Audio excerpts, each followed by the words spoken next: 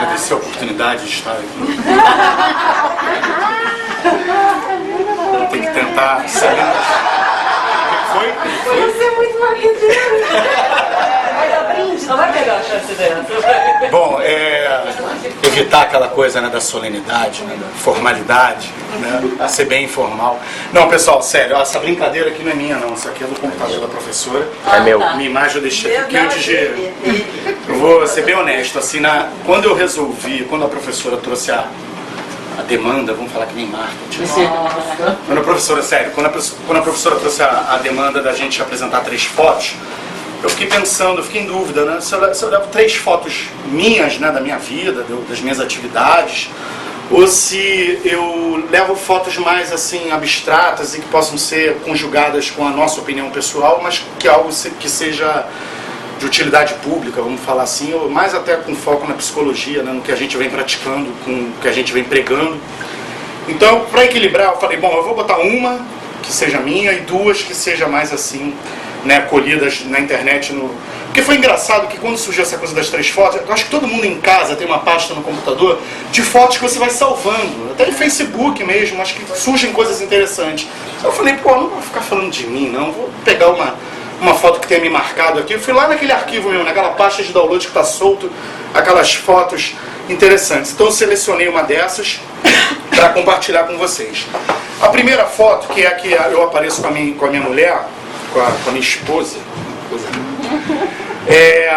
foi uma foto relacionada a um conceito. Há uns anos atrás eu estudei aquele conceito da tela mental. Quem aqui já ouviu falar da tela mental?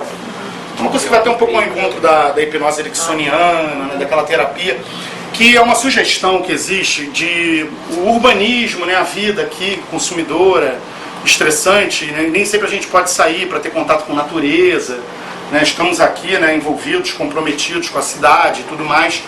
E o ser humano, acho que o grande desafio hoje do ser humano é relaxar, até fazendo uma menção ao marketing. As campanhas de marketing hoje todas prezam a paz, né? Você precisa se acalmar. Venha para o Itaú que aqui você vai se acalmar. Use Rexona que é a paz que você procura. Tudo está associado. O marketing passou por algumas fases, né? No início era aquela fase do você é o máximo. As pessoas viram que elas não são o máximo, entraram em depressão. Aí vieram com a questão da paz. E agora a gente está um pouco na área do social, que foi um pouco interrompido por causa do esportivo. Né, as empresas têm feito muito marketing social na parte institucional. Mas por que eu estou falando isso? Porque numa ótica de marketing, as pessoas têm essa necessidade de sair um pouco do seu ambiente real para relaxar. O desafio hoje, acho que desse momento, é a gente realmente relaxar. E existe uma técnica para você relaxar, que é para você sair um pouco de onde você está, que é essa questão da tela mental, que anda ao lado da questão da hipnose ericksoniana, de você, quando relaxar, você imaginar um lugar que você goste, né, um lugar específico, de preferência com natureza. Cada um tem o seu lugar, não necessariamente pode ser relacionado à natureza, onde, quando você se imaginar nesse lugar, você trabalhar os 5 sentidos humanos. Né? Por exemplo, se você se imaginar num lugar com uma praia, com uma areia, quer dizer, você sentiu o teu pé pisar nessa areia gelada, você sentiu o barulho, você botar os 5 sentidos humanos relacionados. Você olhar o mar, o sol, sentir o vento batendo, o barulho do vento. Isso é uma hipnose leve. Quando você vê, você está lá naquele lugar, está acontecendo uma coisa aqui do seu lado, você não está nem vendo. Você saiu. Quando você volta bem mais calmo. Essa coisa te dá uma... A música, cadê a nossa amiga cantora? A música, eu toco violão há muitos anos. Não é publicidade pra gente fazer dupla não, hein? Olha lá. E eu toco um pouco de piano. Piano é quando eu tô tomando surra. Porque a música é uma coisa interessante, que a música ela é mecânica. Uma vez que você sabe mostrar, é difícil realmente o primeiro. Mas depois que você pegar o primeiro, você vai embora com tudo um pouco. Isso é bacana como terapia também. Tem gente que usa isso para sair do ar. Porque a música, quando você toca, quando você também volta, você voltou mais relaxado. Você esvaziou o teu cérebro. Mas aqui o foco é essa questão da tela mental, onde a gente sai do ar. Nem sempre a gente pode se dar o luxo de praticar mesmo aquilo que faz a gente relaxar. E há anos que eu buscava esse lugar e eu não encontrava um lugar para fazer esse trabalho da tela mental, um lugar que fosse realmente... Porque eu queria fazer não com qualquer lugar, eu queria um lugar que, sabe, que quando eu chegasse eu ia falar, caramba, esse lugar aqui é o lugar que eu vou tirar um retrato aqui com a minha mente e vou usá-lo para fazer essa hipnose leve, para relaxar, para fazer essa auto-hipnose. E aí foi quando eu fui para a lua de mel e fui conhecer o Castelo de Versalhes. O castelo não me chamou a atenção, mas o jardim virou a minha tela mental. Vê se já foi aí. Foi. Esse lugar eu adotei como a minha tela mental. Quando eu estou estressado aqui no urbano, com o meu trabalho, né, que me estressa muito, eu vou para esse lugar. Esse lugar eu fiquei parado, minha esposa me chamava para ir embora, eu fiquei que nem um bobo, olhando a vista, assim, o horizonte desse lugar, porque é uma coisa, a história fala que o rei ele fez esse jardim para a mulher que ele era apaixonado, né? Parecido com aquela outra história lá da Ásia que tem também, né? Taj Mahal que ele fez para... E esse lugar, ele realmente mexeu comigo de uma maneira assim absurda, assim. E hoje em dia ele é a minha tela mental, quando eu estou estressado. Então eu queria compartilhar isso com vocês, porque é uma prática interessante. Quer dizer, é legal para você estar em casa à noite, usar isso para você. O exercício é difícil se aprofundar, mas quando você se aprofunda, isso é muito bom. E aí isso é o princípio básico da coisa, né? Começam a surgir outros exercícios relacionados que trabalham até com cura, com pessoas que querem parar de fumar, mas eu já foge ao meu conhecimento. Eu estou assim na linha básica da coisa, que é a técnica que é chamada plasmar. Você plasmar é você pensar, ensaiar. Tem uma coisa que a neurociência tem uma afirmação interessante, só para dar um pouco mais de base, para não parecer que isso é uma loucura, né? O cara é louco. A neurociência ela tem uma afirmação muito interessante, que ela diz que quando você ensaia mentalmente para alguma coisa, quando essa coisa acontece, para o teu cérebro ela está acontecendo pela segunda vez. Os circuitos que são ativados no cérebro quando você imagina, então, portanto, quanto mais teor você colocar, por isso que você tem que exercitar isso com os 5 sentidos humanos, para o teu cérebro aquilo está acontecendo. Para quem for, quando você for cantar em público, e se exercitar isso mentalmente antes, quanto mais vezes você fizer isso e se colocando no local, vendo, ouvindo, sentindo, você vai se tornar mais preparado, experiente, sem ter passado pela experiência. Então eu particularmente acho essa prática muito interessante para muitos momentos, porque a gente está no mundo competitivo. A gente está no mundo, a pessoa vai um dia falar em público, vai outro dia numa reunião, numa entrevista de emprego, vai praticar um esporte, vai competir. A competição está muito presente, né? A negociação está muito presente. A gente associa muito negociação à venda de produto. E a negociação, a gente negocia muita coisa o tempo todo na nossa vida, né? Sem perceber. Dentro de casa a gente negocia. Então, com base nesse cenário de mundo que a gente tem hoje competitivo, eu acho que é importante relaxar e é importante se preparar para esses momentos. E essa técnica é um caminho, muito com base do que a neurociência as últimas descobertas que a neurociência vem fazendo, que são muito interessantes nesse contexto, de você, quer dizer, ativar no teu cérebro as regiões, né, daquilo que você sabe que vai passar no mundo real. Você se prepara também mentalmente para aquilo.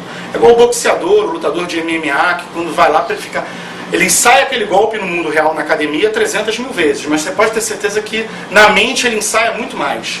Na véspera da luta, antes, eu vou apostar naquele golpe. Ele fica ali, ele mentaliza, ele ouve o barulho do público, ele sente o suor. Quer dizer, isso inclusive, a psicologia esportiva é muito... eu ouvi isso, até me corrija se eu estiver errado, que a psicologia esportiva no Brasil ela é muito fraca. Agora que está começando a trabalhar mais essa coisa, com os esportistas também da mente, né, da cabeça, para ir lá para o momento de superação, de desafio. Então essa primeira foto basicamente é isso, esse lugar me marcou, virou a tela mental, sempre que eu quero fugir, eu vou para esse lugar, já que eu não posso voltar lá toda hora, que custa caro, eu vou me contentando aí com esse exercício mental, mas realmente ele já está inserido, assim, eu consigo ir até lá, sentir, eu fiquei bastante tempo aqui no dia, né, fazendo os registros mentais para quando estiver aqui no Brasil poder... Repete o nome do lugar, o nome? É o Jardim de Versalhes, o Castelo de Versalhes, na cidade de Versalhes, que falavam, eu já conhecia Paris, mas aí falavam que Versalhes era 1 hora, 20 minutos, uma reta, e a cidade é uma gracinha. E tem um outro ponto interessante que não é pertinente, mas me ocorreu, é que o metro quadrado em Paris é 20 mil euros, e em Versalhes é 2. Então você compra um apartamento em Versalhes e vai para Paris em 20 minutos. Foi uma coisa curiosa que a gente também viu lá. Tá bom, pessoal? Sobre essa foto, alguém quer compartilhar, falar alguma... Ninguém trouxe a camisa de força, não. Eu acho interessante isso que você falou do treinamento mesmo, que realmente faz diferença, né? Eu acho que faz muito. Assim. Eu uso isso na minha profissão e me ajuda muito. Sempre que eu vou Você pra se alguma... sente mais preparado, mais seguro. Eu, por exemplo, já fiquei engraçado. Eu conseguia cantar numa boa. Eu cantava de olho fechado, assim, bora. E não me importava, assim, com as pessoas que estavam lá. Mas enfim, tinha toda aquela... Mas eu tenho uma timidez muito grande, então eu fiquei me preparando para poder falar.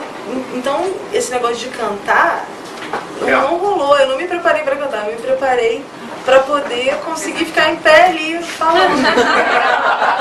Talvez você tivesse se preparado. É verdade.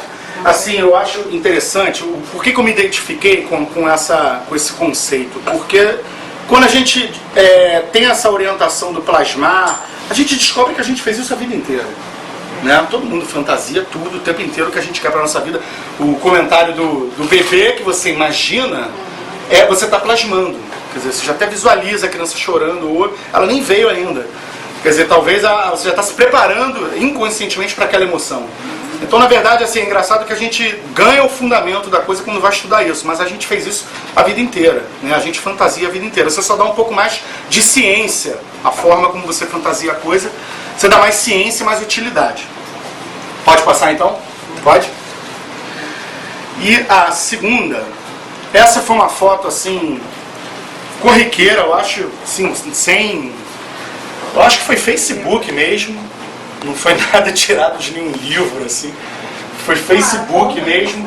E me chamou muito a atenção, porque... Por que eu trouxe essa foto hoje? Porque a gente acha que a gente não sabe nada mesmo, né? A gente só vê a ponta do iceberg. Eu acho que tem, né? Acho que dá para fazer uma metáfora muito boa, porque essa coisa do STF, essa semana, quer dizer, a gente não sabe o que existe ali. A gente só está vendo a coisa do Obama com a Dilma, o governo, a NASA, quer dizer, tudo que existe no mundo. Mas no final das contas mesmo, a gente sabe assim, 0,5% do que existe mesmo, do que está acontecendo. E fora a questão psicológica, misteriosa, do inconsciente. Mas eu não estou nem falando da questão do inconsciente, do Jung, não. Sendo aqui o mundo material mesmo, o que nos escondem, a política, né, todas as camadas sociais de um modo geral, as camadas invisíveis, a questão da desigualdade social. Então acho que aqui essa imagem, acho que ela é forte porque ela vê o tamanho do negócio que tem escondido, né? A gente só está vendo, a chamada no sentido literal, visão superficial, visão de superfície. A gente só vê a superfície. E eu acho que na vida acaba que a gente também só vê a superfície, né? A gente passa a vida só na superfície mesmo, no campo da consciência, no campo da sociedade de um modo geral. Então essa foto também achei que era bastante legal para a gente conjugar com tudo que a gente está vendo aí no mundo, de um modo geral. Alguém quer fazer algum... Você sabe que Freud falou do lance do consciente? Olha, Caraca, você não sabia? Não sabia. Eu sei pouco sobre Freud, sinceramente. Eu estou aprendendo mais aqui mesmo. Eu sei o que todo mundo sabe, o que o público leigo sabe. Assim, para mim, eu ainda estou descobrindo ele mesmo. Ele fala ele falou que o que a gente vê como consciente, né, professora? Você que é só a ponta do iceberg, né? Que a gente, não é? Que a gente tem o inconsciente, né? Nós somos formados por consciente, subconsciente e inconsciente, né? O inconsciente você tem... Tá tudo gravadinho aí, né? Aqui é o consciente, aqui é o inconsciente, né? Exatamente. Pode ser. Freud, no caso seria isso.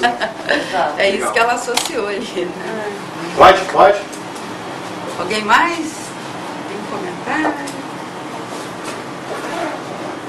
E a terceira, que é uma coisa que eu tenho visto, que também achei interessante, né? O coexistir, né? Que está rodando muito também na internet. Eu acho interessante essa foto, também me marcou muito, porque tem aí os símbolos, né? Tem uma outra que é até mais completa, perdão. Tem uma outra que é até mais completa, até escreve a palavra com mais símbolos de outras religiões. E eu acho que ela é uma foto que diz muita coisa, né? Porque a gente passa a vida, né? Eu acho que agora está sendo até discutido nos Estados Unidos, uma guerra entre evolucionismo e criacionismo, quer dizer, a coisa voltou à tona de uma maneira em que eu acho que a gente está entrando numa fase inédita mesmo de discussão filosófica. Embora a gente esteja resgatando muitos filósofos antigos, eu acho que agora essa coisa está Eu acho que a internet, ela democratizou tudo de um modo geral, né? A informação que antes não chegava para o público leigo chega. Marketing hoje está chegando ao conhecimento das pessoas, psicologia, enfim, eu acho que tudo está chegando mais e as pessoas estão começando a ganhar mais. Então, a gente teve esse fato inédito no Brasil, né, das pessoas irem às ruas, uma coisa que até então a gente criticava, né? Ninguém aqui nesse país ninguém faz nada, só querem saber de futebol, e de repente isso é resultado, né, de todo esse movimento que a gente está vendo de democratização da informação, onde as pessoas estão começando a realmente cobrar isso da sociedade de um modo geral. E a religião entra nisso. A gente teve aí a Jornada Mundial da Juventude, e que a gente sabe que a Igreja Católica, ela perdeu, o lugar do mundo onde tem mais católico, o país mais católico do mundo é o Brasil, e depois é a Itália. Só que numa ótica até, assim, vamos falar de marketing, é o país mais católico do mundo e é o país que mais perdeu market share para as outras religiões. Foi feito até um estudo, isso está até no IBGE, que não é só evangélica, assim, perdeu para ateu, evangélico, kardecista. O kardecismo hoje tem 30 milhões de kardecistas no país, coisa assim, um crescimento, a religião que mais cresceu, acho que são 10 mil centros espíritas e 30 milhões de kardecistas. Quer dizer, fica difícil esse diálogo, né? A coisa ganha uma força. E assim, por que eu resgatei essa foto? Porque está acontecendo isso também atualmente, e a gente percebe que a gente vem de um mundo, de um histórico de guerra santa. Você vê lá a Palestina com Israel, né? Agora que a coisa finalmente deu uma... Né? E voltou mesmo assim, por outras razões. Mas a Guerra Santa, ela esteve presente, né, na história do mundo o tempo inteiro.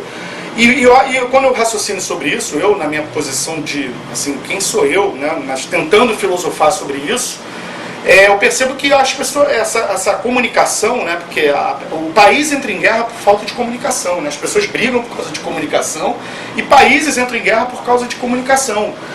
E a religião, o que eu percebo que acontece no mundo, é uma imposição do saber. Eu acho que isso que é o problema.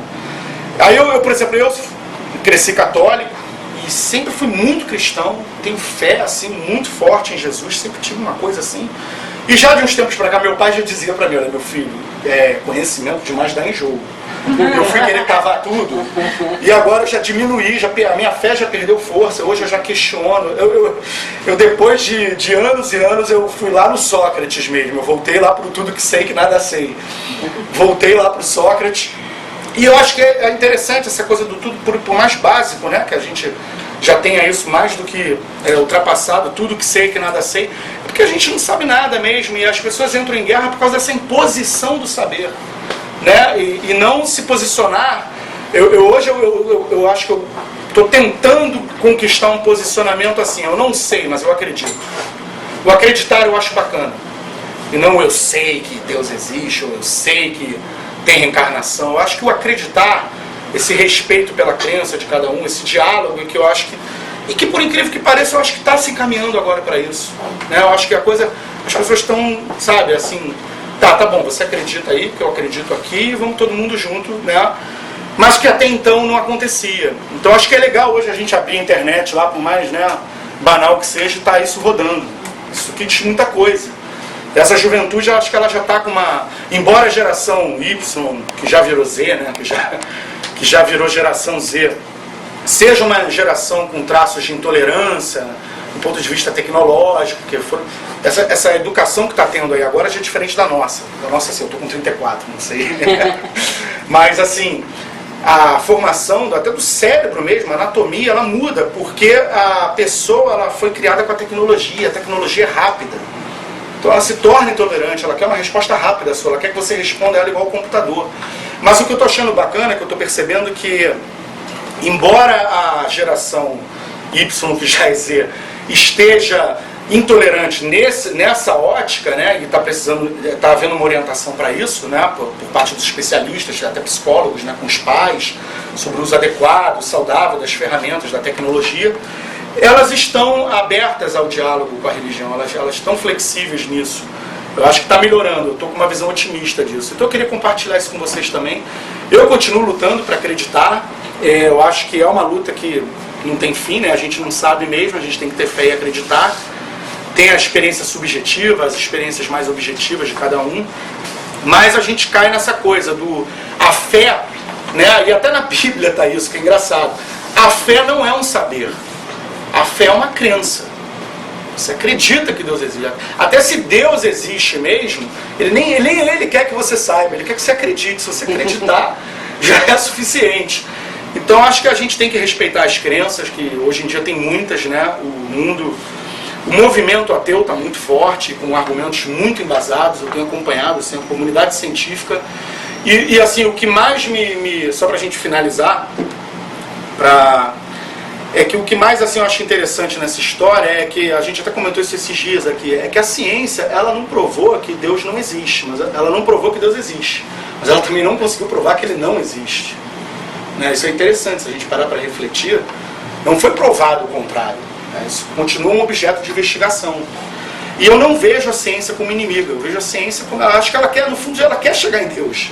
Eu acho que ela quer chegar num lugar onde ainda não foi encontrado.